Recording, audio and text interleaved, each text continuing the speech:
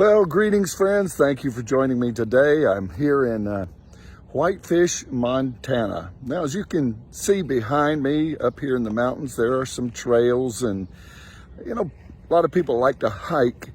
And I was thinking about one day when I was younger, someone came to me and said, "Did you know that sports is in the Bible?" And I thought, "No." And they said, "Yes.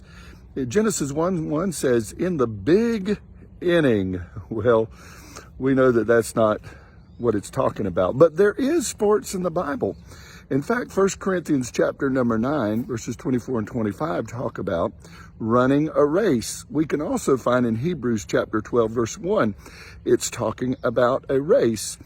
Now, when we think of sports, we think of man-made sports and God-made sports. Man-made sports, of course, is like running a race. A God-made sport would be like fishing and hunting. We know there's a bit of difference there, but the fact is that God used this analogy, or Paul, shall I say, here in the New Testament, of running a race in the spiritual sense. Now, here's a couple of things he mentioned. He said that we're all running this race, but we are to be temperate in all things. In other words, if we're going to run, we've got to prepare our bodies, prepare ourselves to run this race. Let me just remind you that we're not in a sprint, we're in a marathon. And I've never run a marathon before. I have ran sprints, but I will say that I would, talking to people that have run marathons, that there is a preparation time that you've got to get your body ready to run that long distance.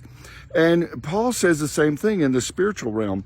We are in a marathon, and we've got to get our body prepared. We've got to spiritually be prepared to run this long race. And then over in Hebrews chapter 1, he says, lay aside every weight or every sin. So when we're running, we sure don't want anything holding us down. And so I encourage you, friends, as you run the race in life, as we work and run our way to heaven, and let us be pleasing to God. Let us be physically, emotionally, spiritually.